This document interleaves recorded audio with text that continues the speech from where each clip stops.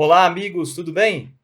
A gente veio para mais um Nitio Tech Talks, que é o videocast da Nitio, para a gente falar de dados, tecnologia, falar um pouco sobre as nossas experiências com projetos dentro do mercado de tecnologia. E a gente está aqui hoje com pessoas diferentes, né? No nosso primeiro Nitio Tech Talks, a gente estava aqui com o nosso diretor de delivery, e hoje a gente está com o chefe, aqui, o Josmar Machado, que é o nosso CEO da Nitio. A gente está com a honra de ter aqui na nossa mesa de podcast. Estamos aqui também com o César Piscor, que é o nosso Innovation Leader, né, responsável pelos projetos, pelas arquiteturas dos nossos projetos dentro da Nitio também.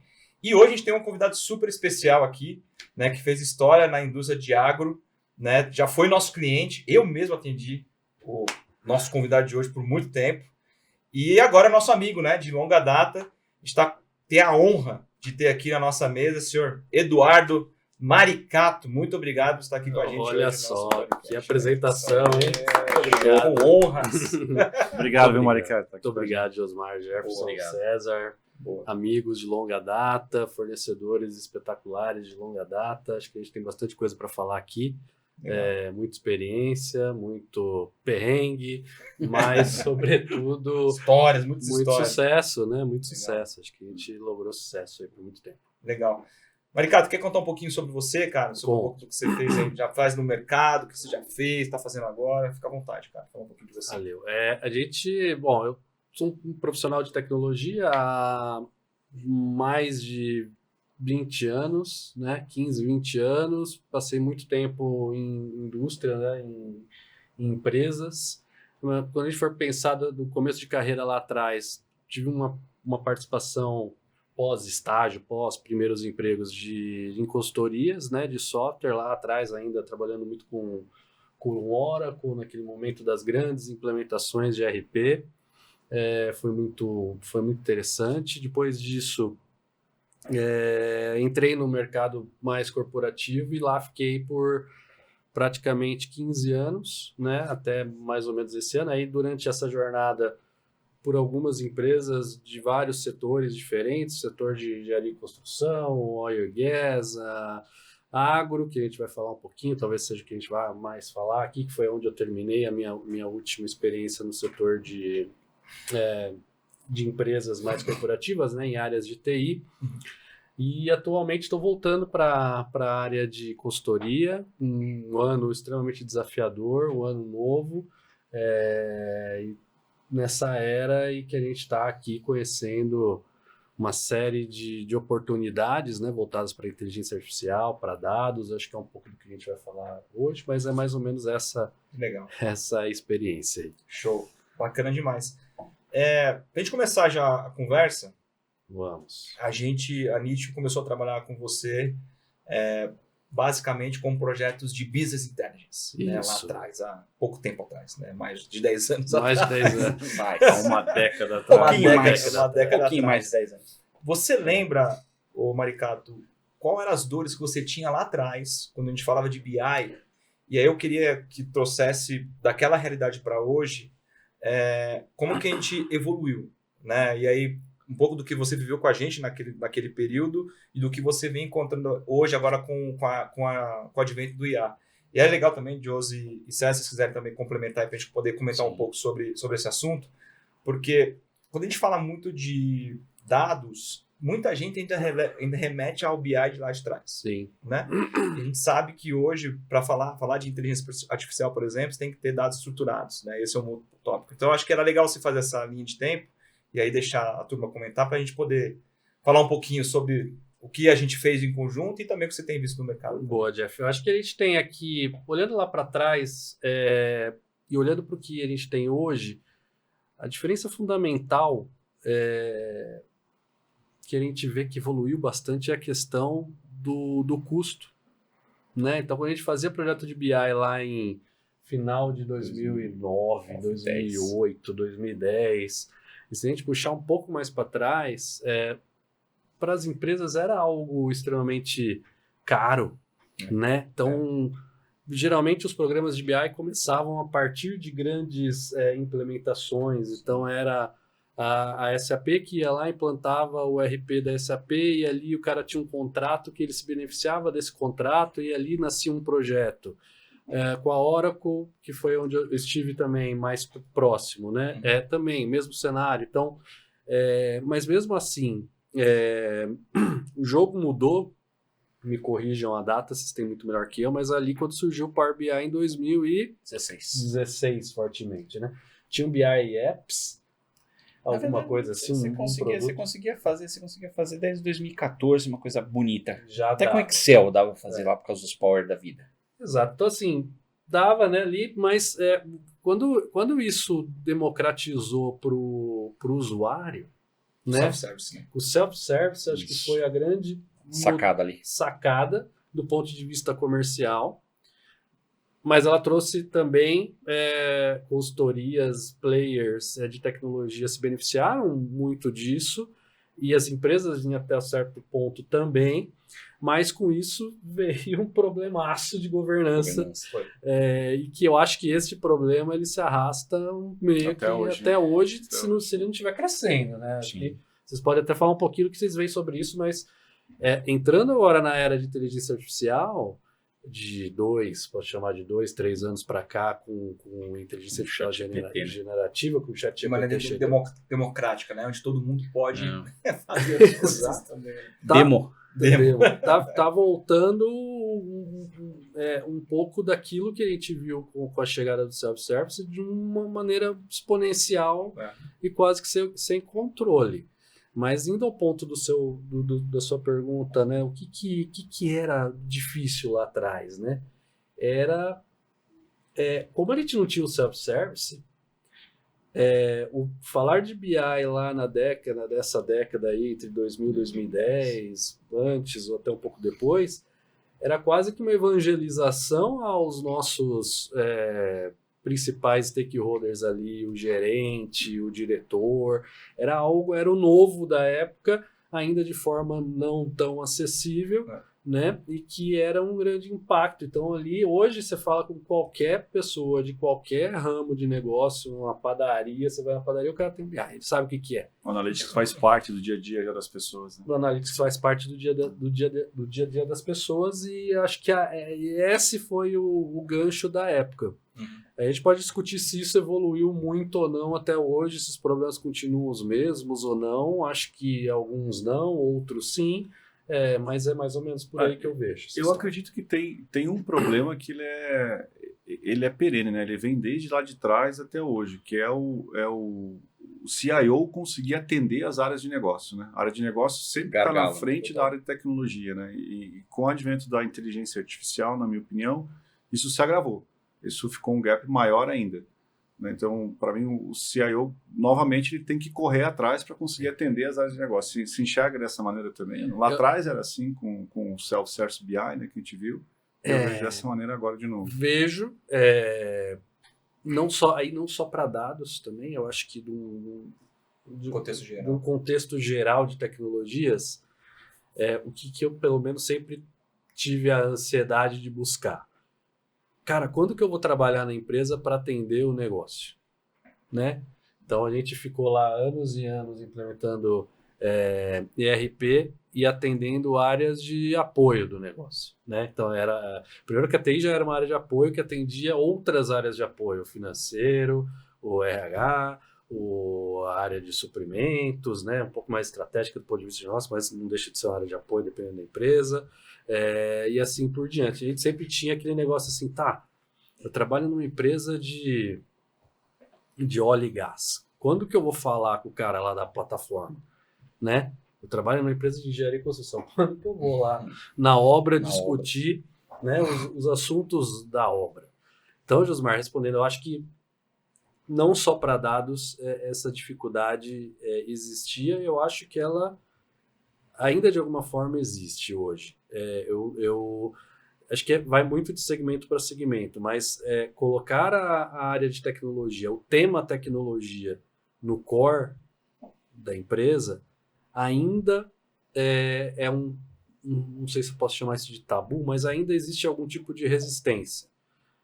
Por isso que surgiu o CTO também, né? Então tem o CIO e tem o CTO. Algumas empresas enxergam isso como algo a seguir, uma boa prática para a gente ir atrás, outras ainda não. Outras ainda é o CIO, se é que ele é um C-level, né? Se é que ele... tático operacional.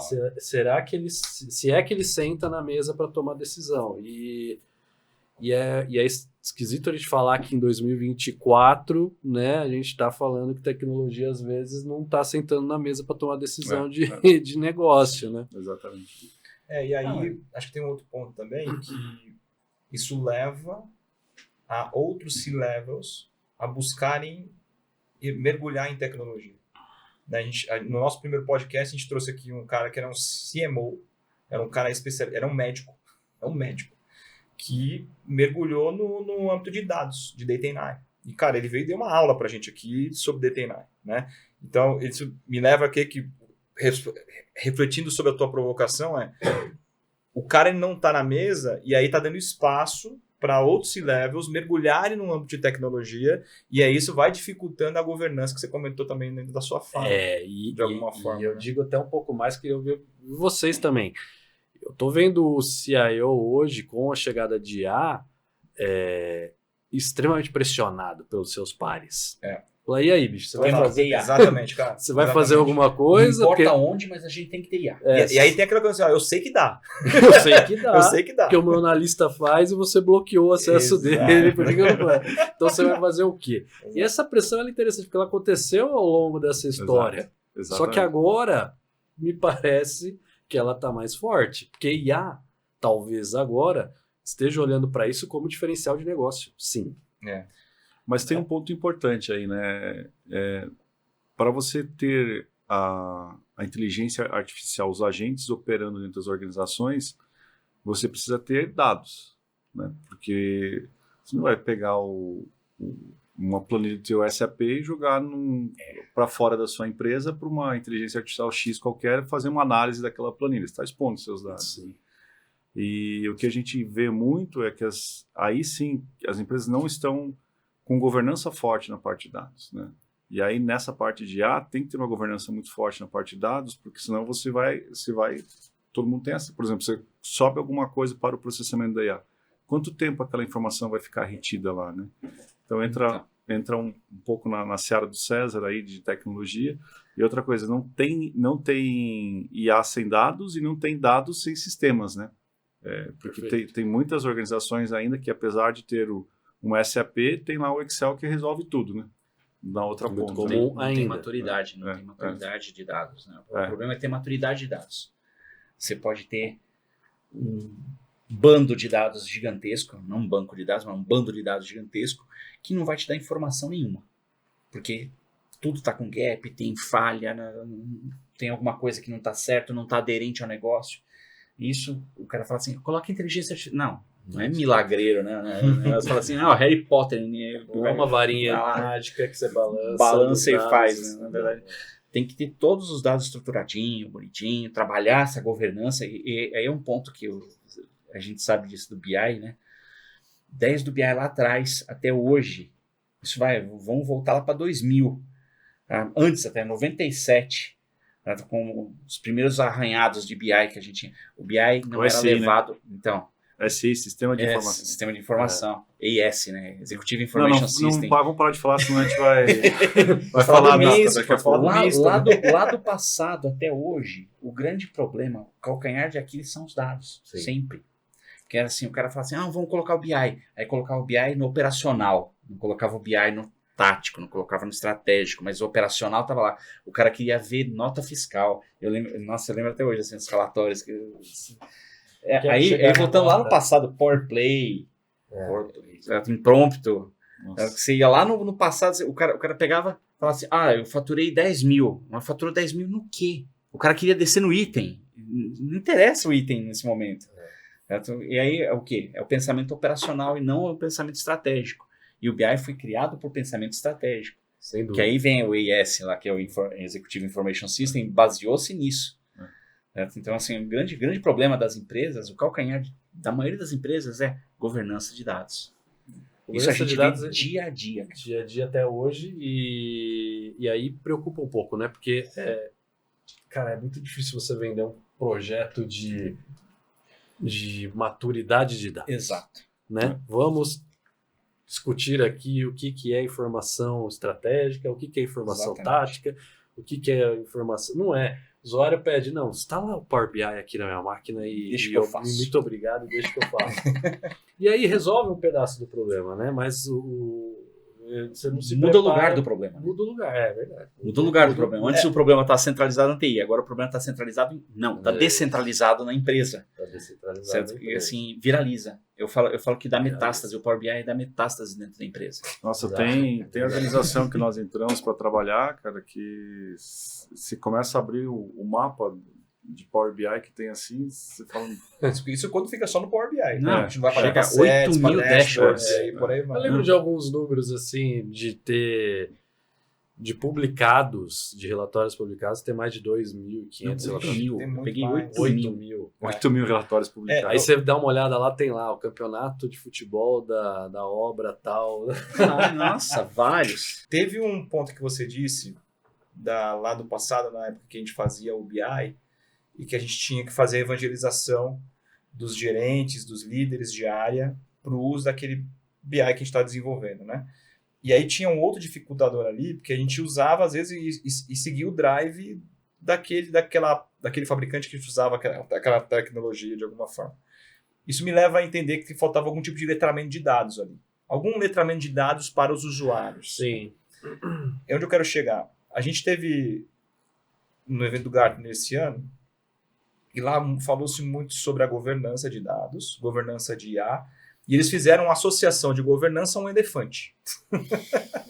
Que é feio, ninguém quer mexer e deixa naquele lugar. Né? É pesado. Né?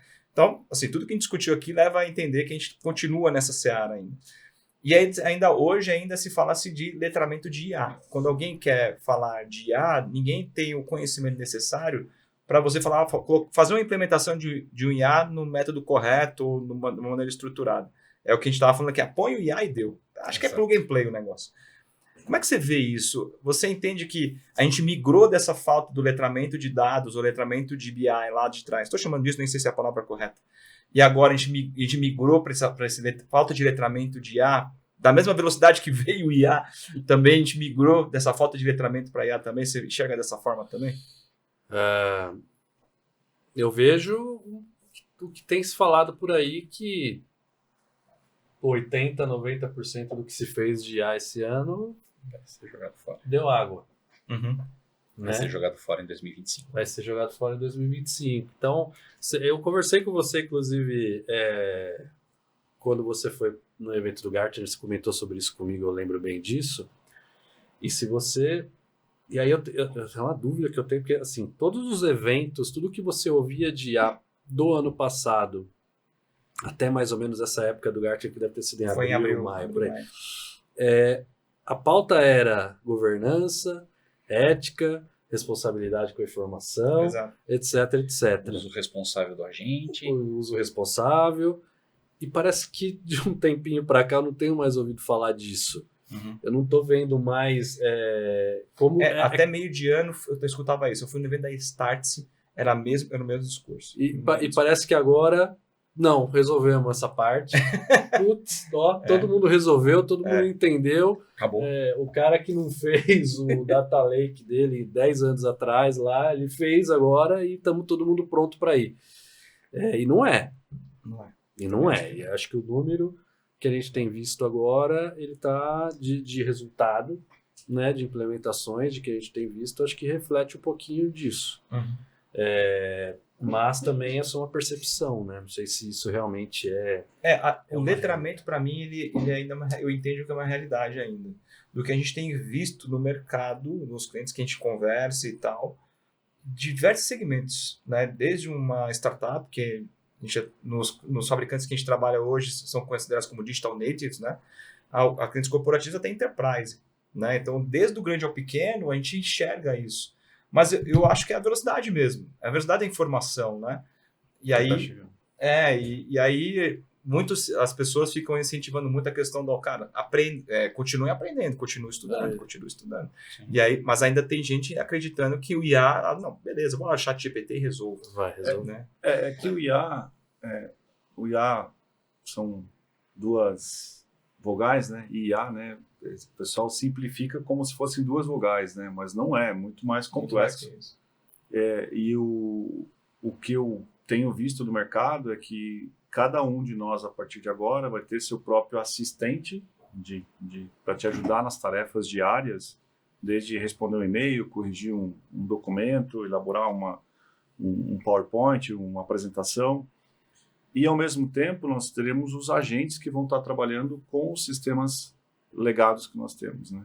Então, esse é um conceito de IA. E eu vejo pouca gente no mercado trabalhando dessa forma. Né? Tem muita gente estruturando dessa forma. Exatamente, estruturando dessa forma. O pessoal tem olhado muito ainda para a parte conversacional, achando que é isso que vai... Não é por aí, né? Com a IA, no uso corporativo, acho que vai ser diferente do uso da IA do dia a dia que a gente tem em casa, por exemplo, entendeu? Essa é a minha visão. Né? A diferença de você usar só um algoritmo... Cuidado atrás, né? Você usar só um algoritmo, usar um RAG, a gente fala que ou usar um agente. O agente vai fazer muito mais coisas. Certo? A gente vai estar, além de você fazer pesquisa, ele pode mandar um e-mail, ele pode agendar uma reunião, ele pode... coisas que você pode fazer falando. E antes você tinha um serviço para fazer. Agora você só fala, agenda a reunião com tal, ele vai e manda para você já a mensagem. Então isso facilita alguns lados. Só que para tudo isso funcionar, você tem que ter uma estrutura de governança muito boa. Né? Porque se você não tiver uma estrutura de governança de dados, de segurança, aí você vai contar com o uso responsável. Aí cai no famoso bom senso. Exato. Você vai contar com isso. Você não vai obrigar isso. Você vai contar com as pessoas para terem isso. E assim, dificilmente vão ter. Você quer comentar sobre o que você andou aprontando esses dias com WhatsApp, dados corporativos? Olha, coisa que o César gosta pouco de fazer. A gente colocou algumas coisas em funcional, um agente de recursos humanos. Olha que legal. Consultando uma base de dados de recursos humanos, onde o cara podia perguntar o que está no Lerite, o que são os descontos, qual que são os dados que eu vou ter de desconto, o que eu vou estar tendo de período de férias, quando eu posso agendar minhas férias e agendar as férias. É um autosserviço profissionário para ele não precisar ligar para o RH. Isso tirou uma camada de serviço do recursos humanos que só ficava atendendo isso. Os caras não conseguiam fazer outras coisas porque só estava atendendo isso. Isso é fantástico, principalmente naquelas indústrias, a gente passou por algumas delas, indústrias que você tem lá 50 mil funcionários na empresa, só que só 5 mil, quando 5 mil tem acesso, são usuários de informática. Exato. Né? Você tem 45 mil, que é o cara que está no campo, que é o cara que está lá, mas ele tem o celular, ele pensa tem o WhatsApp. Agro. No agro. O cara que está lá fazendo a colheita, na roça. Literalmente na roça. Eu lembro disso. Ele não tem Teams. Ele não tem Teams. Não dá para você instalar Teams pro cara que não vai usar. Mas ele tem WhatsApp. Porque ele fala com a mulher dele no WhatsApp. Exato. Aí a gente põe o quê? O cara manda mensagem pelo Teams e recebe no WhatsApp. Isso vai ficar muito 10. Esse é um exemplo de agente, né? Trabalhando. Esse é um agente trabalhando, exatamente. Esse é um bom gancho. Nem combinamos. Nem combinamos. Mas isso aí foi pra usar no agro. Só fez aquela levantada só pra gente cortar. A gente passou bastante coisa. Pra chegar no coisa no agro. Né? Aí tem, acho que hoje, você pode falar bem melhor do que eu disso, a parte de sensorização do agro. Sim. Então, eu acho assim que a gente passou um tempo, aí vai uns últimos 5 anos, sensorizando. E agora que tem informação, precisa usar. E aí o problema está em usar essa informação. Tem que transformá-la em informação. Transformar os dados em informação. Então, drone, uma máquina agrícola, é um robô, né? É uma loucura quando você entra numa colhedora de cana, por exemplo, um equipamento que custa 3 milhões, 4 milhões de reais, ela tem um conjunto de tecnologia ali embarcado absolutamente fantástico. Para chegar nesse nível, né? A gente tinha o setor como um todo no Brasil, tinha o desafio, eu estou falando tinha porque eu acho que esse desafio está sendo superado já, Mas existia o desafio de conectividade, né? Então, é muito importante nas operações, que são muitas vezes 24/7, durante mais de 200 dias por ano. Como que eu trago aquele dado o mais rápido possível, e aí a gente não conta com uma infraestrutura tecnológica que seja... que o custo-benefício ele tem, mas que você consiga comprovar esse custo-benefício, porque a gente está falando de investimento grande E passou por vários passos, né? O Wi-Fi não funcionou, o LoRa precisa de muita repetição. Exato. E agora vai Starlink. A Starlink é uma opção que a gente vê o mercado se movimentando. Uma outra que a gente viu bastante era a questão de rede 4G privada, em que Sim, grandes... LoRa, né? Que é LoRa, que nada mais é do que subir uma série de torres com vários equipamentos, você fazer uma comunicação fechada ali, mas isso para quem funciona? Funciona para o grande. Exato. Porque ele pode tem... triangular e tem assim... E ele push, tem né? dinheiro para Tem push investir, pra né? Para botar lá.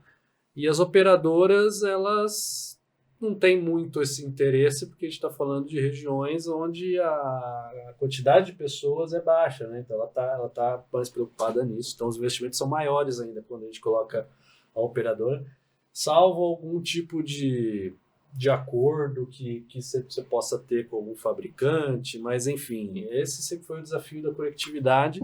A Starlink chega para... Mas a Starlink tem problema, né? Qual? Se é fechado, não tem visada, você não consegue, por exemplo, dentro de uma floresta, numa floresta de reflorestamento, uma plantação de reflorestamento.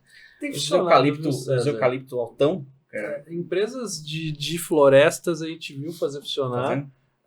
quebra isso aí, o que eles reclamam muito, sempre quando a gente for falar, e aí vem desde a época do satélite lá atrás, você não pode ter uma estrutura metálica, alguma Sim, coisa assim. Tem que dar visada 100%. Mas tem funcionado, viu? Tem funcionado. Então você tem o que mais pega da questão da Starlink talvez seja, como que eu posso dizer, o receio das empresas em contratar algo de alguém que sequer tem um representante aqui no Brasil. Então, se der pau na operação, para quem que eu ligo? Mas acho que é algo que vai passando. Sim, com maturidade vai ganhando maturidade, o pessoal vai experimentando. Você está falando de investimento, dentro nesses últimos anos no mercado de agro, como é que você vê o investimento do agro em Advanced Analytics ou inteligência artificial? Como é que você tem visto a relação deles com tecnologia, a visão deles do mercado de agro para a tecnologia nesses anos? Você entende que isso evoluiu de alguma forma? Sim. Evoluiu? Como é que você vê isso? Eu entendo que ele evoluiu de maneiras diferentes, assim. Como que eu coloco? Vou voltar um pouquinho no passado, até na minha história, assim, né? O agro, ele das empresas que eu trabalhei, foi a que me deu mais oportunidade de resolver aquele problema que a gente falou agora há pouco de como que eu chego no negócio. Como que eu paro de trabalhar pro contador, para a área de apoio, e eu começo a gerar solução que vai impactar de fato ali. Ou para você reduzir custo, ou para você aumentar a receita, ou para mitigar risco. Para isso que tecnologia deveria ser usada. Nem sempre ela é para resolver um desses três problemas. Quando você se aproxima do negócio, fatalmente você vai estar resolvendo uma dessas três coisas, né? Fatalmente. Então, eu sempre olhei o agro como a possibilidade de chegar lá, de olhar, de falar com as pessoas que fazem a roda girar. E, de fato, aconteceu. É assim. Então, o que eu vejo chegando no ponto de investimento de tecnologia no agro? Então, a gente vê os players, então, grandes players de maquinário, muita tecnologia, biotecnologia, né, no caso das indústrias, questão de sementes também, players não posso citar nomes aqui, a Bayer, Syngenta, essas que são as grandes Monsanto, Cargill, enfim, empresas que são fornecedores do agro para plantio, para defensivo agrícola. Então a gente vê muito investimento nessas empresas. Nas de maquinário, John Deere, Case, etc., também muito. e a gente consegue enxergar um universo de agtechs, de startups voltadas para o agro, crescendo e botando bastante dinheiro nesse mercado. E cadê o dinheiro da empresa? Ainda eu acho que tem alguns setores do agro, mas é uma percepção muito particular minha, que elas não investem tanto em colocar o que a gente falou agora há pouquinho, que é colocar a tecnologia no core da empresa, internamente. Porém, quando ela compra uma colhedora que custa 3 milhões de reais, ela está comprando 3 milhões e 900 de tecnologia. Né? 4 milhões de reais, ela está comprando 3 milhões e 900 de tecnologia. Então, assim, o investimento existe? Absurdamente, sim. Né? Mas dentro da empresa, como que a gente fomenta isso no nosso dia a dia, de como que a gente cria soluções ali dentro, ainda eu acho bem restrito. Para alguns setores do agro. Então, você tem, por exemplo, o setor de cana, que é um setor bem conservador, né? Que ele ainda olha de uma forma cética para algumas coisas voltadas para tecnologia. Tecnologia é custo ainda. Tecnologia, em muitos dos casos, são custo. Mas aí eu abro um parênteses, porque o setor de cana sofreu muito na última década. Entre 2010 e 2020 é um setor que sofreu demais por questões políticas, geopolíticas, de mercado, enfim. Coisa que talvez os outros setores do agro não tenham sofrido. Então, você pega, por exemplo, o setor da soja, vai que vai. Vai que vai. E os caras estão fazendo caravana. É uma absurda, né? Absurdo, e você vê lá fazendeiros fazendo caravana e indo para o Vale do Silício, levando o time deles, ficando 30 dias lá aprendendo. Lá no Vale, em Israel, quando dava, indo muito para a China. Então, por quê? Porque é um setor que ele é diferente, porque talvez ele não tenha sofrido tanto, é o melhor do setor agrícola, né? Então, você tem uma cabeça ali de algumas empresas ali, principalmente do centro-oeste do Brasil, que eles sim estão voltando muito. Se vocês estiveram no CIO Cerrado, acho que vocês podem até comentar um pouquinho melhor, né, sobre isso, mas é a minha percepção. Tá? Acho que tem um ponto aqui que você trouxe, e eu queria aproveitar, encaixar outra pergunta, aproveitando essa experiência que você falou que o agro te deu de você poder resolver problemas do negócio. Você comentou do CIO Cerrado. A nossa experiência lá no evento do CIO Cerrado nos mostrou que ali, para o nosso negócio, tem um mato alto gigante para dados IA. A gente falou de monetização de dados lá, por exemplo. Né? Foi o nosso tema lá no evento. Eu lembro que, acho que foi eu que fiz a pergunta. Falei, cara, alguém está olhando aqui para a monetização de dados? Levanta a mão. Ninguém levantou a mão. Ninguém levantou a mão. É ótimo, né? Isso pra gente é maravilhoso. Vamos lá. Vamos explicar para essa turma. Vamos explicar para essa turma aqui. Mas aí é onde eu quero encaixar a pergunta para você. Como a gente tinha empresas de diversos segmentos ali, né? Não só de agro, por exemplo. Você comentou agora que determinado segmento vai lá e investe 3 milhões, mas aí não necessariamente é tecnologia, né? É um maquinário que vai ajudar, mas não é tecnologia na essência. Quando você está levando a sua oportunidade de ir lá falar com o negócio, ajudar o negócio, resolver o problema do negócio, você entende que ali ter uma pessoa como você, com o teu perfil, com o teu conhecimento, tua experiência, e levar possibilidades de solução para eles, ajuda a potencializar o uso a mais da tecnologia, ou de soluções como dados e IA, por exemplo? Sem dúvida. Ajuda ser esse agente de transformação, né? Dentro da empresa, sem dúvida que ajuda. Enquanto estive nessa função, muitos resultados a gente conseguiu ter, apesar de extrema resistência em alguns casos, em alguns momentos, mas é algo que você vem construindo. O problema disso é que não existe muito fácil esse agente transformador que vai lá e tenta entender os problemas e resolver os problemas de negócio. Né? Por quê? Por causa de uma configuração de tecnologia que a gente que é o que a gente estava comentando agora há pouco. Talvez ela esteja ainda voltada para o back-office, né? E não pro negócio mesmo, né? negócio de Na fato. estratégia, né? Exato. Então, eu acho que esse talvez seja a grande questão. Mas ressalto também, né? É um movimento que já vem mudando, você consegue perceber algumas... Mas isso já acaba gerando alguns problemas, né? Porque aí tem os caixotes, vamos falar, né? A pílula mágica, né? Isso aqui vai resolver tal problema de negócio seu, isso aqui resolve tal problema de negócio seu. Essa caixa preta, né? Aí vem Isso. aí vem a área de negócio, o cara precisa, Ele compra do A, depois vai lá, compra do B, que não fala com o A, compra do C, que não fala com o A nem com o B, e ele precisa juntar tudo isso e quer a informação depois na ponta, né? E acaba não tendo, né? Esse mercado de soluções regionais, vamos dizer assim, né? De uma série de soluções que o negócio precisa. Acho que isso não se limita ao agro também, acho que isso É geral. de Em forma geral, né? indústria geral. Mas A gente vê esse movimento geral. Assim, É a falta de conectividade entre as informações. Porque você tem. Eu lembro de a gente ter um mapa de sistemas que a gente tinha gigante, você já deve ter tido a oportunidade de ver. Um monte de sistema, um monte de integração quando tinha, e quando tinha, metade delas não funcionava direito. Então você cria um organismo dentro da organização ali, tecnológico, muito complicado de você gerenciar. E aí o cara ele vai enxergar você como custo mesmo, né? Porque você não está fazendo diferença. Exato. Quem está fazendo diferença é esse agente externo que está trazendo alguma solução. Só que isso é comum, normal, e resolveu o problema de muita gente durante muito tempo, e ok, tudo bem. Não é o ideal, mas ok.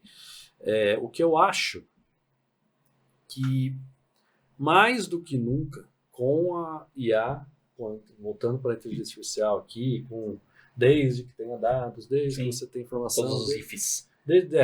Pós-IFs, talvez a gente esteja entrando num momento de construção de produto tecnológico de IA que a gente não viu acontecer ainda.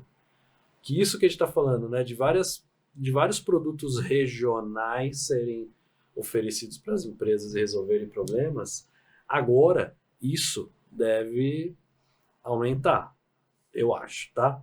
Acredito que esse mercado de entrega de software como serviço, com uma IA embarcada lá, não sei se já existe uma sigla para inteligência artificial as a service, Embedded.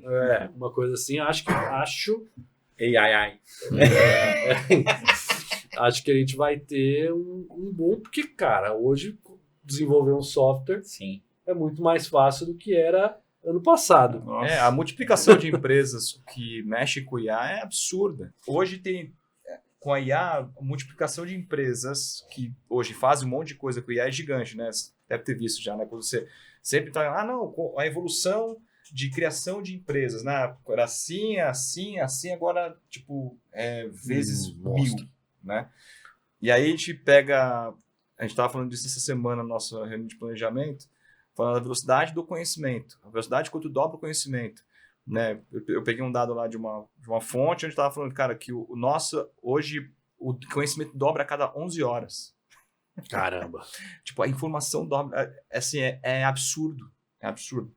Então, a necessidade de ter, por exemplo, pessoas como você, que gerou, de alguma maneira, né, nas empresas que você passou, ser um agente transformador, né, a gente chama de business partner, né, o cara que vai lá e faz o intermédio entre o negócio e tecnologia, para mim, ele se faz muito importante, né?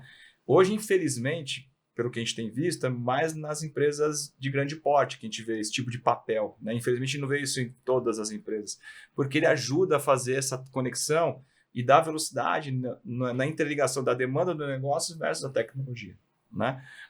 Aí eu queria fazer uma outra pergunta. Como que você vê esse papel do business partner? Você entende que esse cara realmente ele continua tendo esse papel transformador, esse papel de inovação? Você acha que as áreas de negócio vão acabar tendo o seu próprio business partner, não a área de tecnologia teria que cuidar de ter esse papel dentro da estrutura para poder fazer a conexão com o negócio? Como é que você vê isso? Você acha que esse papel ele evolui ou ele se mantém flat dentro dos próximos anos? Boa pergunta. Eu acho eu não sei o que vai acontecer nos próximos anos nesse sentido. É achismo puro, É né? achismo puro, né? Mas pensando aqui, eu vejo assim, ó, uma empresa que entende que a tecnologia ela é core do seu negócio, tá? A tecnologia ela deixou de ser uma situação de back-office, ela passa a ser core do negócio. A depender da indústria que a gente estiver falando, mas assim, no geral, eu acredito que a figura do business partner ela deveria estar espalhada nas áreas de negócio que são responsáveis por gerar receita ou mitigar risco da empresa. Tá? Então eu Faz muito sentido. acredito muito mais nisso do que você criar uma área de inovação, que a gente já viu acontecendo, você já deve ter visto muito mais Sim, que sim. eu. O Mas, papel do Innovation Leader, não de Innovation, mas o CTO é um desses papéis, né? CTO é um desses É um desses papéis, ele pode funcionar, eu acredito que dependendo da organização, ele vai até funcionar, desde que seja de cima para baixo e muito bem dado, né? Mas eu ainda acredito mais na tecnologia infiltrada nas pessoas que trabalham na operação. Perfeito. Né? A gente brincava lá na empresa, nessa última diálogo que eu passei, que era assim, poxa vida, por que nessa companhia só de 10 mil pessoas, só 15 tomam decisão? Só o diretor toma decisão. Não. As 10 mil pessoas têm decisões para serem tomadas o tempo todo durante o dia. 24/7 ainda. Níveis diferentes, mas tem. Níveis diferentes, mas tem. E para ela tomar uma decisão bem tomada, ela precisa de dado. Né? Ela precisa de informação na mão para tomar a decisão.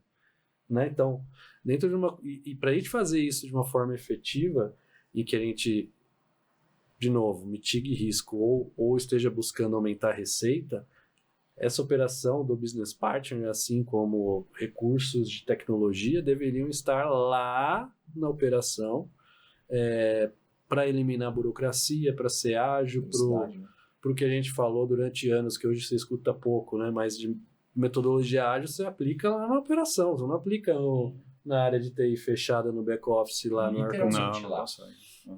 né? Então eu acredito muito nisso, tá? Talvez empresas de fintech, posso estar errado, me corrija se eu estiver errado, vocês estão muito mais por dentro do mercado, mas acredito que fintechs, elas, principalmente, empresas do mercado financeiro talvez já estejam neste modelo, principalmente as novas, né? Em que você não abre um chamado para construir um BI. Não, a área daquele respectivo produto que ela já vende, já faz lá. Já nasce lá. Agilidade é isso, é a gente conseguir formatar a posição da empresa a fim de resolver esses problemas e eliminar a burocracia. Agora, empresas que não estão nesse modelo, né, que ainda tem lá um CIO ou um gerente de TI, aí o business partner é mais importante ainda, ele vai sofrer demais, porque ele vai sofrer uma resistência gigante para formatar o projeto. A gente passou por isso muitos anos na vida, e é muito complexo, porque você não tem o bem dado de cima para baixo para fazer aquilo lá acontecer. Então, você vai conseguir algum resultado, ele é fundamental para ser algum resultado acontecer, mas ele não vai ser o resultado que deveria, né, acontecer. Como você falou, é muito mais fácil na área de apoio isso do que na operação. Exato. Que a operação, o pessoal tá funcionando, deixa. Tá aí. Tá aí. Você trabalhou bastante tempo na parte de monitoramento de campo também, né? Olhando para o campo, olhando para a produção também. Sim. Né? Você quer comentar um pouquinho mais que tipo de soluções a gente tem? Quais foram os déficits que você encontrou nessa área? O que dá para a gente pensar em alguma coisa para ajudar o agro nisso? Voltamos aos dados, né? Porque do que adianta você ter 300 equipamentos rodando 24/7 num campo, né, numa área de 200, 300 mil hectares, se você com tecnologia embarcada, com software, com hardware, com tudo, se você não extrai informação daquilo lá, né? Então a gente tem um projeto, é um projeto comum no mercado até, não é nada muito específico, né? Mas ele é você conseguir replicar uma torre de controle, pensem numa torre de controle de um aeroporto, por exemplo, mas você não está vendo avião, você está vendo máquina agrícola. Então, muitas grandes empresas já estão operando nesse modelo de torre de controle e os resultados são incríveis. A quantidade a partir do momento que você começa a resolver problemas logo quando eles acontecem, isso vale para tudo, para a nossa vida isso vale. Sim. Então, você começa a ter resultados fantásticos, né? Você termina um período de safra, um período de obra, um período de operação, e você consegue ver o dinheiro aparecendo no formato de redução de custo de forma... Mensurar, né? Você consegue mensurar isso. Muito, muito. E com tudo que a gente sempre teve, né? Com as máquinas. E aí veio o desafio que a gente falou da conectividade, né, César, que a gente estava falando agora há pouco, mas uma vez resolvida a questão de conectividade, o que você pode fazer ali, tomar decisão online 24 horas por dia é algo fantástico, né? Então, tive essa experiência muito bacana e existe um mar de oportunidade a partir disso, de você tornar o que você está vendo ali em algo preditivo, prescritivo, né? Então, dentro desse projeto, você voltou para dados, aí a gente volta para dados de novo, né? Dentro da experiência sua, nesses anos, qual foi os principais desafios que você teve para implementar a cultura de dados? Foi no agro mesmo? Foi em alguma outra indústria que você trabalhou? Quase você poderia compartilhar com a gente aqui como desafios. Não sei se eu consegui chegar no fim dessa... Ou até agora. Vamos dizer, tá cavando ainda. Tá cavando o buraco ainda. Até este exato momento. É quase um poço artesiano. Quase um poço artesiano. Você cava e você não chega no fim dele, né? Nossa, Jeff, essa é pesadíssima. Porque é tão difícil. É tão difícil. Mas são exemplos esses exemplos eles sempre vêm de uma visão de executivos que têm essa visão. Então, enquanto você não muda, enquanto a empresa está naquele status quo, ela vai perdurar. Ela vai continuar. Tá funcionando. Funcionando, tá aqui, beleza, não mexe nisso. A partir do momento que o mercado ele muda de direção sem ninguém prever, né? O mercado mudou de direção, ninguém previu, bate aquele desespero. E aí, decisões que deveriam estar sendo tomadas com base em dados, com base em inteligência, se descobre que elas eram tomadas com base na intuição, do feeling, do cheiro. Desde sempre é assim. Tá batendo vento. Tem 30 anos que eu trabalho desse jeito e assim por diante. Então, geralmente isso acontece ou porque chegou um executivo novo que ele já veio com essa visão e ele faz todo mundo entender, ou top-down, né? Top-down ou por algum executivo, ou porque o mercado fez você entender. Fez você se movimentar. Exato. E o segundo dói mais, né? O segundo dói mais porque é dinheiro que você tá perdendo, né? Mas assim, cara, vender um projeto de cultura de dados também deve ser um negócio maluco, porque como que você faz isso, né? Não, a gente já tentou de diversas formas. Não, vamos falar aqui só no estratégico. Não, vamos, né? Vamos juntar os executivos, a gente faz aqui, vamos fazer eles entenderem que aí, beleza, você faz 1, 2, 10 reuniões, é um pouco daquele percentual que a gente estava comentando agora há pouco de projetos que você gasta uma quantidade enorme de esforço e que eles não vão para frente ou que eles duram semanas, meses, no máximo 1 ano. Então, isso é muito comum. Eu só vejo esses 2 caminhos, são os 2 únicos caminhos que eu vi até hoje. Qualquer outra situação, você precisa ter um gatilho. Não adianta você ter uma boa vontade apenas. É um propósito muito forte para que o negócio aconteça. Não só, o cara da ponta tem que ver valor. Mas o propósito normalmente vem... Não adianta. O propósito ou ele vem de um executivo que vem top-down ou com Última situação. O Maricato comentou, o mercado. O mercado, Então, o mercado te obriga a você a ir. O executivo top-down Esse é o volátil. ponto, não tem outro caminho. Porque ele pode sair. caminho. Então, E aí volta tudo o que era antes. os executivos eles saem sempre, né? Talvez mais rápidos ultimamente, né? E aí talvez estejam as oportunidades. A gente percebe um pouco isso, né? Sim. De a troca de alguma cadeira de executivo, que isso talvez gere uma oportunidade de realizar algo que a gente sempre tentou e não conseguiu. Eu passei algumas vezes por isso na minha vida, assim, putz, o cara saiu, agora vai, não vai. Ou vai para outro caminho, né? Tipo a vitória do Rubinho, né? Vai, É hoje, hoje não. Hoje sim. Então eu vejo dessa forma aí essa questão. Entendi. Cultura de dados é realmente algo difícil. Maricato, e olhando para esse mundo tanto de dados quanto inteligência artificial, a gente tinha lá atrás, né, a praga do Power BI, né, vamos falar assim, né? Que lá era igual gafanhoto, né, se multiplicando assim, cada vez crescendo mais entre as organizações, sem controle. Como é que você vê o uso dos dados agora com a inteligência artificial? A minha visão, compartilhar com você, depois eu queria te ouvir um pouco mais sobre isso. Eu vejo muito a parte operacional e tática mais no conversacional com os dados e dashboards e relatórios mais para o nível executivo. Ou você acha que o executivo vai ficar fazendo perguntas também? De novo, é achismo, mas para onde você acha que vai esse negócio? Eu vejo igual, mas eu vejo também o executivo.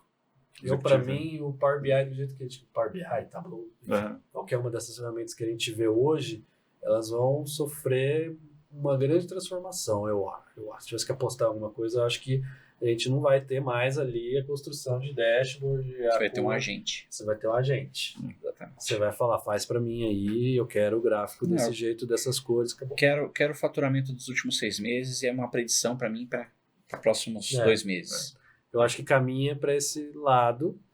Quando você estuda um pouco as ferramentas, você já vê que já tem alguma, tem né? muita coisa embarcada. Já tem alguma coisa ali e tal, não sei o quê.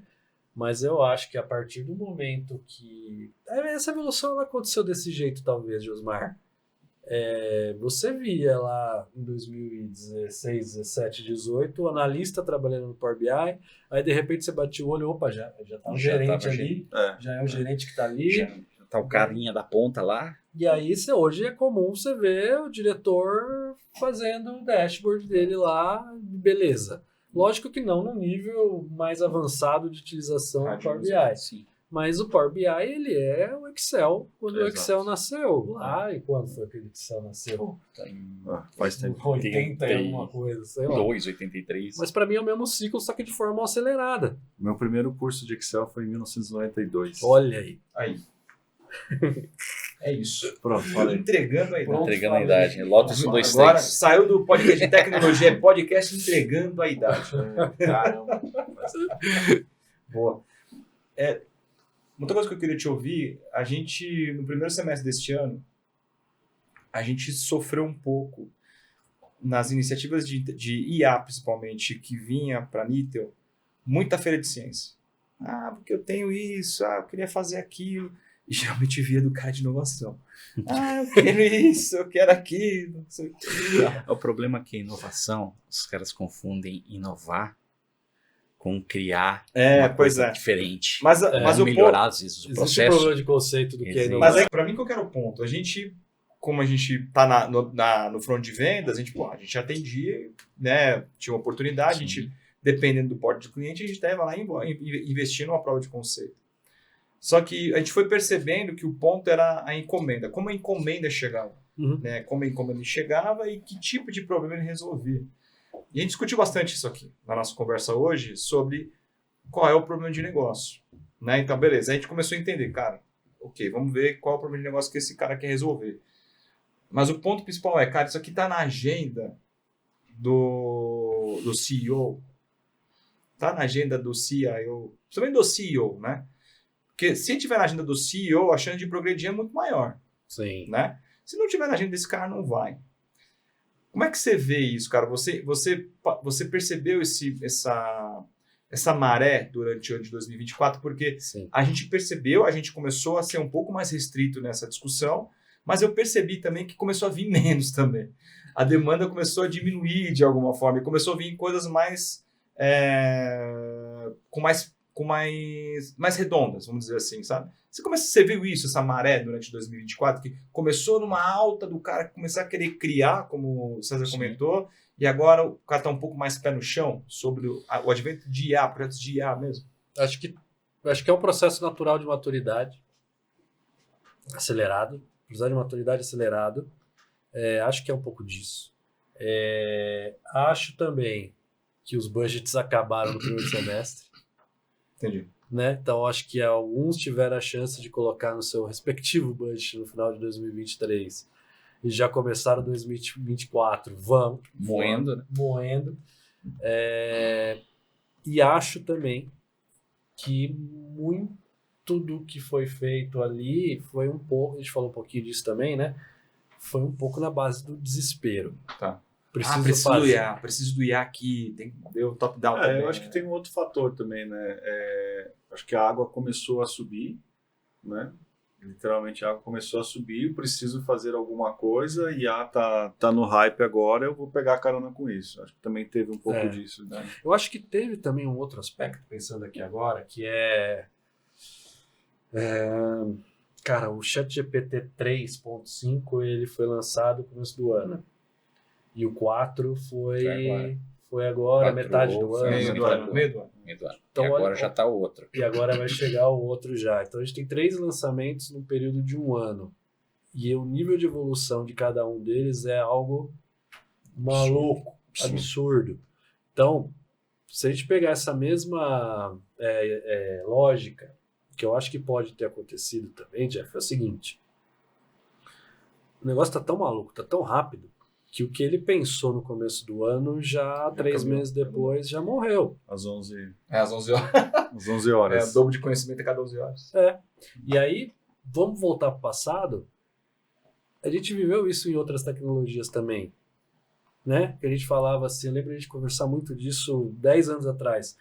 Não dá para perder 12 meses fazendo um projeto. Porque o usuário, quando tiver 3 meses, ele já não quer mais, ele já quer outra coisa. Ou nem é mais o mesmo cara. Não é?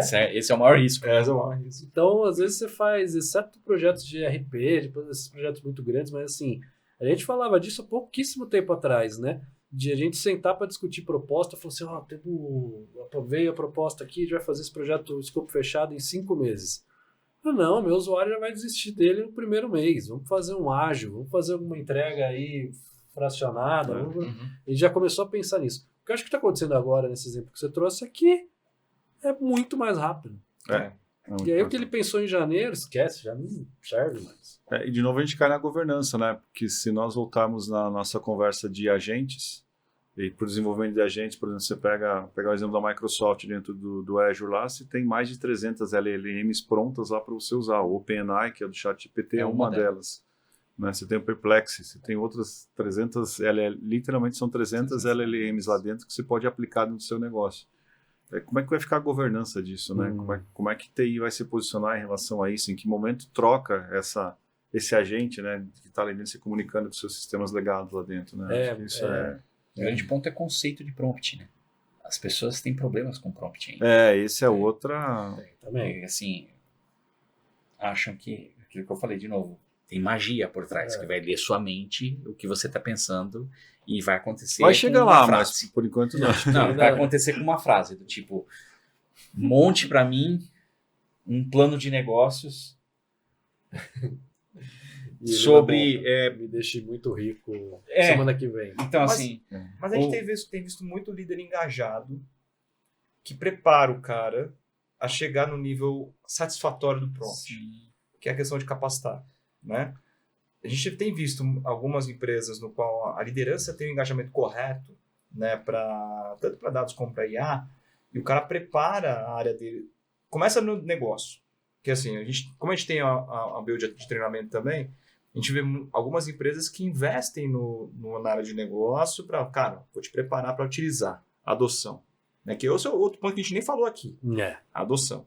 Então a gente falou, cara, vamos fazer a área de negócio adotar porque eu tenho um plano do outro lado aqui de colocar projetos desses temas para andar aqui na minha empresa. Então, quando o líder está engajado, aí eu queria voltar aqui e fazer essa pergunta para você. Quando você pega líderes de negócio engajados ou líderes de tecnologia engajados, isso funciona, né? Funciona de alguma forma. Na sua experiência, como é que você viu quando a liderança é engajada? Porque a gente falou de um monte de casos aqui dos caras, o cara não quer saber, ou o cara, né? O oposto, né? A gente falou muitas situações ruins, só as ruins. Vamos falar dos casos bons, né? Os casos que tem liderança engajada.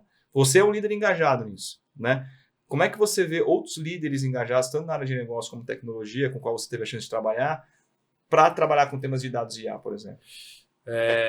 Como é que foi a experiência? Provavelmente foi uma experiência boa. Sim. Quando você tem engajamento completo da liderança, porque também não vale só um líder estar lá animadão, querendo fazer alguma coisa, né? Então, não. Então, quando você tem todo mundo alinhado no mesmo nível de empolgação, desde que ele esteja no pilar que a gente estava falando aqui, né? Ou vamos reduzir custo, melhorar a eficiência operacional, mitigar risco ou aumentar a receita, uma vez que alguma coisa disso esteja sendo atendido, aí funciona. Qual que é o problema? Vou voltar a falar de problema. A questão dos dados, eu acho que ela ainda é um pouco mais simples, porque você está falando de gerar informação e as pessoas precisam de informação para tomar decisão. Então você consegue passar um projeto desses mais fácil, com um nível de engajamento, e aí você consegue ter realmente resultados fantásticos. O problema é que a gente começa a falar de outros tipos de tecnologia em que você não tem muita certeza do resultado final. Sim. Então, trabalhar na incerteza, ela é mais complexa, né? E aí a gente está falando de inteligência artificial para fazer machine learning, fazer preditivo, prescritivo, para a gente fazer crossover no meio da solução, ou até para a gente chegar ao nível de ter uma inteligência artificial generativa. Mas, quando a gente vai discutir um projeto desse, ele é uma incerteza. Concordam? Sim, né? Você não faz um projeto 100% seguro, fixed price e fala assim, ó, dia 28 de fevereiro vai ser o Go Live. Estavam vivo no começo do fim, né? Entendeu? Uma vez que o líder de negócio entende e compra esse risco, fantástico, o projeto é fantástico, ele vai estar ali sentado com você dia a dia, todo dia. Uhum. O líder, aí depende de organização para organização, o líder da área de tecnologia pode ser que sim, pode ser bom, pode ser positivo, mas pode ser indiferente. Então ele pode estar super animado, ter meta, pode ter o que ele quiser. Se ele não achar um stakeholder lá da área de negócio que consiga abraçar a causa, não vai. Literalmente abraçar a causa. Que a gente brincava que é voo de galinha. Bater uma asa ali, caiu, acabou. E tem o oba-oba, né, Jeff? Tem. E tem o oba-oba. Muito oba-oba, muitas das vezes direcionados por causa da pressão de a gente fazer alguma coisa, pelo amor de Deus. Apresentar algo, né? De apresentar algo. Então, não sei o percentual de oba-oba que existe no mercado, mas tem bastante. Tem bastante. Ele é relevante. Se fosse para dar um conselho para quem quer começar com jornada de dados de IA, qual o primeiro passo que você aconselharia a pessoa a dar? Numa empresa, se você não for dono da sua empresa, arrume um stakeholder bem relevante de hierarquizar na cadeia hierárquica da empresa para ela te patrocinar. Acho que esse é o primeiro passo. Comprar ideia. Então você precisa de um patrocínio interno que você consiga falar a linguagem de resolver problemas, de mexer em dinheiro, né, e de mitigar risco de operação. Então, uma vez que eu iria nesse caminho. Se você não for nesse caminho, você pode fazer muito oba-oba, você pode fazer muita coisa que você vai resolver 10% só de algum problema e não 10 vezes mais, como o Google diz. Então você vai... procure aqueles projetos que você vai resolver 10 vezes mais aquele problema, não 10% daquele problema. Né? Então, agora, se você for dono da sua empresa, é simples, é só você entender que você precisa tomar decisão baseada em dados e não baseada em feeling, porque se você estiver tomando decisão baseada em feeling, você vai quebrar a empresa. Boa. Em algum Um momento. grande ponto do direcionamento a dados. Dados sempre. Que era um diferencial, Caminho final. hoje não. Hoje não é um diferencial ser direcionado a dados. Hoje já é padrão. Já é um padrão. Commodity já. Commodity. Só pra gente não deixar passar. Vai. E, cara, fiz uma puta introdução sua aqui, né, Marica? Você não pode deixar de comentar algum projeto que você trabalhou com a Nitel, Olha aí. no qual você fala assim, pô, esse projeto foi legal. Tem algum projeto que você trabalhou com a gente que, cara, marcou de alguma forma a trajetória nossa, você sendo nosso cliente? Foram muitos projetos. Tem algum que você gostaria de destacar aqui, cara? Por algum motivo específico, cara, pô, resolveu um problema seu de negócio na ponta, porque a condução do projeto foi legal. Reduziu o custo. Ou não teve nenhum. Não teve nenhum. Caramba, hein? Pô, aí não. Não tinha amizade, não resolveu nada. Eu levar microfonado. Mas acho que seria legal, pô. Comenta um com a gente pra gente poder... A gente teve nessa 10, né? A gente precisa ver esse número, se é 10 ou mais de 10. Acho que é mais, hein? Eu acho que é mais de 10 anos. de 10. 14. Deve ser uns 14. Né? Eu acho que é uns 14. Lá em 2010. É isso aí. É isso. Foram muitos projetos de BI, principalmente. Mais recentemente, a gente trabalhou bastante com parte do que eu chamava de digital, né? De a gente começar a levar soluções mais específicas, até em substituição a alguns sistemas de mercado que a gente entendia que tinha ficado longe e que a gente precisava trazer. Mas se tivesse que destacar talvez por dois vieses, um viés de extremo sofrimento e outro viés de resultado, foi o Cezão aqui. Natal. Que a gente varou algumas noites, algumas madrugadas na sede da empresa, para andar da road. O pensamento era, vamos ficar no Natal aqui. Vamos ficar no Natal aqui. Cara, que era um BI de pessoas numa empresa que tinha 180 mil funcionários. Com mais de 30 ERPs de pessoas diferentes. A pessoa chegou a rolar isso. Caraca. Maluco. Eu lembro. Que você tá falando agora, eu tô foi forte. rememorando aqui. Foi forte. Então, um projeto muito grande, muito complexo, muito político, né?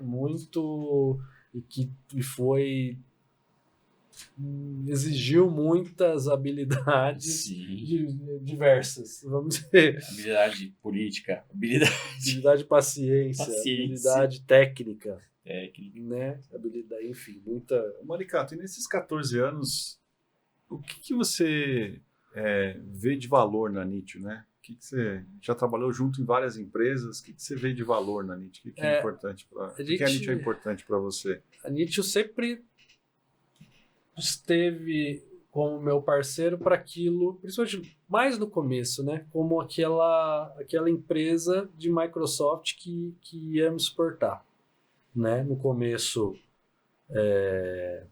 os análise services da vida, integration reporting services, Nossa, faz tempo isso. Vai ter muita. Esse é o começo dos 14 anos. SharePoint, aí começou a vir, né? SharePoint, aí vai lá o vendedor da Microsoft. Dando espaço pra gente foi lá fazer mais coisa, né? Não, aí chega o vendedor da Microsoft, vende lá Office 365, sai jogando pra cima, assim, aí de repente você tinha um usuário, né? Daí de repente você passa a ter 2.000 usuários, né? E isso foi... a Nitio sempre estava ali para nos ajudar nessa jornada Microsoft com a gente. E mais recentemente com o Google, né? Então, não sei bem quando vocês viraram parceiro do Google, acho que faz 4 anos, né? Mais ou menos. E já saiu na ponta com o Google, né? E então é aí, Josmar, eu acho, mas apesar de não ter sido tão recente, talvez dos 14, os 10 primeiros anos eu via a Nietzsche muito como dados, informação, dados. E de 4 anos para cá não é só mais dados, é dados e também o que eu chamava lá de dígito, o que eu chamava de criar soluções digitais para resolver problema de negócio. Né? Então é mais ou menos por aí. Show. Legal. Show. Pra gente fechar aqui, fechar de maneira Quanto tempo brilhante. deu já aí? Temos 1h40. Uma hora. 40. Cara, Que isso, hein, velho? Tamo junto. Vocês têm papo pra caramba. Isso aqui a gente nem Bom. começou. nem começamos a mentir. Nem hein? começamos a... Só Só falou a verdade aqui. Só raspou a beirada. Só falou as verdades. Como é que você vê o futuro daqui para frente de Data and AI? Não só no âmbito de agro, por exemplo, mas de maneira geral, né? Porque eu vi, você participou de uma série de eventos de inovação nos últimos anos também, né? Você teve a chance de poder participar disso. Como é que você vê o futuro de Data and AI daqui para frente? Mole essa, hein? Só fiz pergunta fácil hoje. A gente, esse ano não fui, mas ano passado a gente teve no Web Summit lá em Portugal, esse ano no do Rio. Eu lembro de se falar muito de IA indo no caminho conversacional, tanto é que eles colocavam na época, não sei se se mantém, mas colocavam na época a Amazon como grande player de inteligência artificial do futuro, porque tem muita Alexa espalhada por aí, e talvez esse A Amazon seja... não necessariamente a AWS, né? Porque eles são separados, né? A Amazon, Amazon. o Alexa mesmo. A divisão deles. Divisão de devices ali. IA. De IA. Exato. Legal. Então, vejo um pouco, talvez, o caminho sendo esse,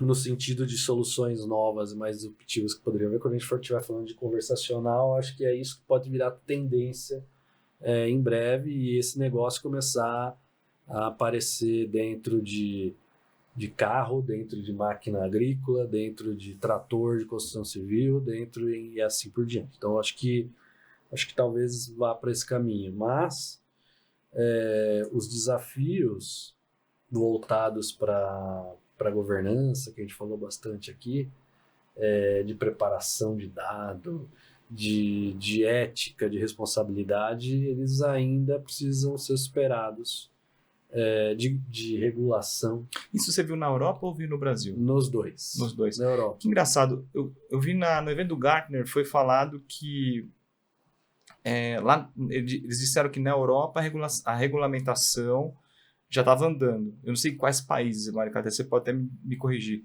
E no Brasil ainda tem um passo ainda de evoluir com esse tema. Tanto é que eles iam usar a regulamentação da Europa para fazer algo para cá. Né? Não sei se você viu alguma coisa nessa linha. Me recordo de Não saber. Tá. Me recordo sim de já estar bem avançado lá. Tá. A Europa é bem pioneira nisso, né? De regulamentação e tal. Sempre, que geralmente nasce alguma coisa lá e depois vem trazendo para os Estados Unidos, depois para cá. Show.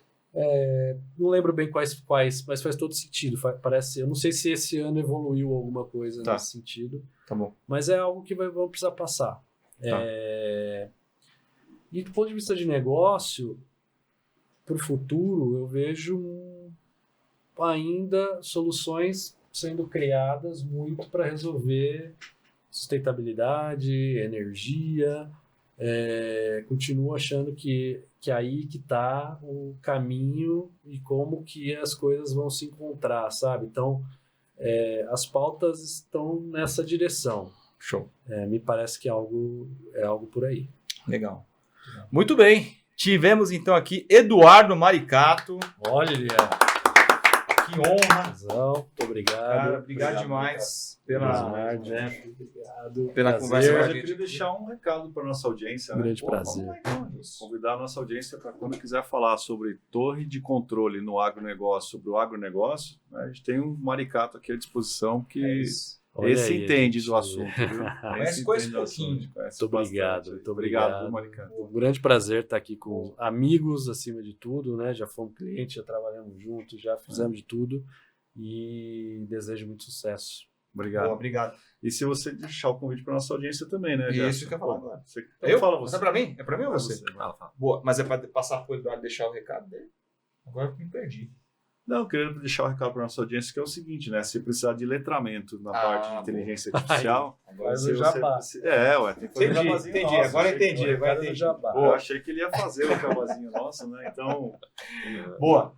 Bom, para quem não conhece a Niche Technologies, a Niche Technologies já está no mercado há mais de 20 anos, né, trabalhando com dados, né, e aí, logicamente, com o advento da inteligência artificial, isso faz parte do nosso portfólio, né, então a gente atua no Brasil todo, né, e não só com projetos, também trabalha com alocação de profissionais, com consultoria e também com treinamentos, né, como o Josmar comentou, a gente ajuda muitas empresas a fazer a adoção da inteligência artificial e de data por meio de letramentos, né? Então, isso é um dos caminhos, né, que a gente consegue ajudar os nossos clientes nas áreas de negócio a poder conhecer um pouco mais de tudo que a gente conversou aqui no nosso podcast de hoje.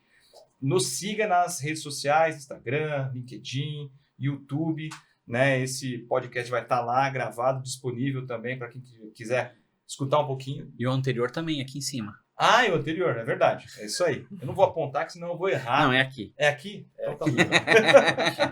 Então, beleza. É isso, pessoal. Obrigado de novo. Esse foi o segundo Niche Tech Talks. Até a próxima. Obrigado. Valeu. Obrigado. Abraço, gente.